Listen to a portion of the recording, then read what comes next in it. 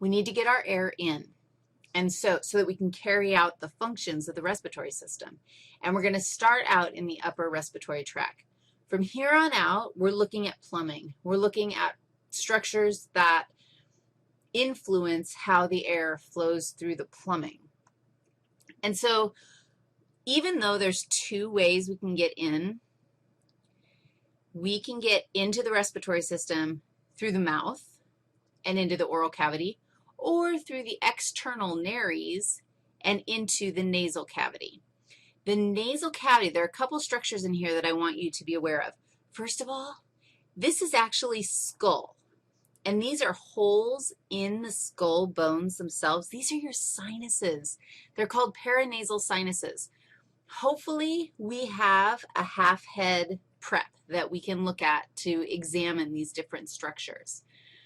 Once we are through the external nares, air is through the external nares and in the nasal cavity.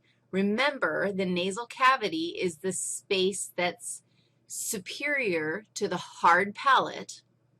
You'll notice that there are some, I don't know, little, what are those, bumps? They are bumps. These are actually epithelial covered pieces of skull. They're bones that are part of your skull. And make sure that you understand that this image right here is actually a sagittal section down the midline. It's a mid-sagittal section with the nasal septum removed so that we can actually see this.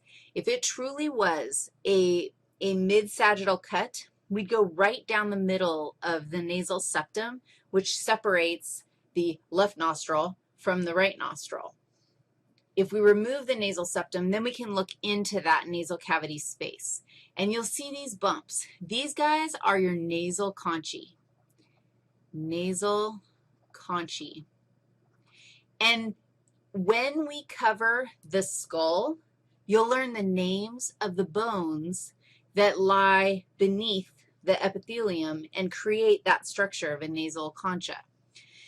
This guy is my inferior nasal conchae. That's his inferior. This is my middle nasal concha, and this is my superior nasal concha. And what's the purpose? Why do we have these things? Because the lovely air that you breathe in when you are not smoking, comes in, and your nasal conchae, like, move it all around. Like they make the air turbulent. Why? Helps you smell better because it moves the air all around and touches your olfactory epithelium. It helps condition the air, helps warm it up, helps moisten it before you send it onward into the rest of the respiratory tract. All right, so once we get turbulated, that's totally a word, you go into the nasopharynx. I'm just going to, no, I can't make a line over it. This is my nasopharynx. We already know that. The nasopharynx is superior to the soft palate. And remember this little friendly guy? Do you remember that guy? That's the uvula. The uvula is the extension of the soft palate into the back of your throat. It's the worm thing hanging down in the back of your throat. Now, this might be one of my favorite structures ever. Do you see that right there? Okay. You saw where I drew. Do you agree that you might argue it might be a hole? It is. It's a hole in your nasopharynx that connects, are you ready for this, to your middle ear. Really? Yes, really. I am not telling you a lie this time. It's true. This is your auditory tube. Auditory tube. Auditory tube? No, eustachian tube is a way cooler name. Eustachian tube or pharyngotympanic tube. Eustachian, who in their right mind would ever remember that except for me because that's how I learned it. Auditory tube lets you know that, yeah, this probably does connect to your ear, so that's cool. Pharyngotympanic tube, that's a good one. Pharyngo, it's in the pharynx. tympanic. It goes to the part of your ear that is attached or connected to the tympanic membrane, which is your eardrum. What? This thing, that thing, you experience that guy every day, and if you did, maybe not every day, but at clutch moments in your life, the auditory tube does its thing.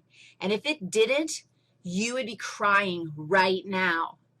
The auditory tube is what helps you equilibrate the pressure in your ears when you change. Okay, it helps you equilibrate the volume of gas in your middle ear when you change elevation, which is changing atmospheric pressure. Dude, really? Yeah. Because you have air in your middle ear. And when you go to a higher elevation, you are going to a low pressure environment. And the low pressure, when a gas is at a low pressure, it actually expands its volume. Well, the gas in your middle ear expands its volume, and it pushes against the tympanic membrane. It pushes against the oval window. It's like expanding in your middle ear. And how's that feel to y'all? That hurts. That done hurt. And if it hurts, you don't like that, so what do? You go like this. Right? Do it right now. You can totally hear your auditory tube open. And when it opens, it allows gas to go in or out. If you go to a higher pressure, hard for us at sea level unless we go into the water.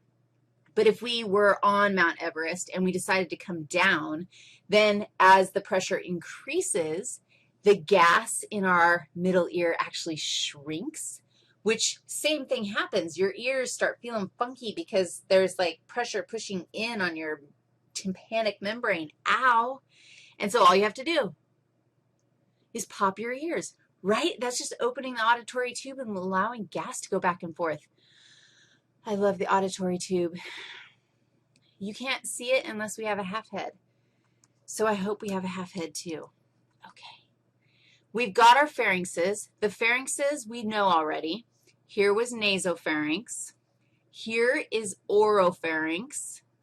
And this guy is laryngopharynx. And we're going to spend the next entire section talking about the larynx. So yeah, we already know what pharynxes are, especially the fact that this, I'm drawing a green line through my, what structure is that? That's my esophagus, clowns. So our esophagus, you can send air down your esophagus, but let's not because there isn't going to be any gas exchange that occurs there. There will be only belching. All right, are you cool? Is there anything else that you need to know? I don't think so. Let's move on to the larynx, which will explain how and why you can hear me. No, I can make sound right now.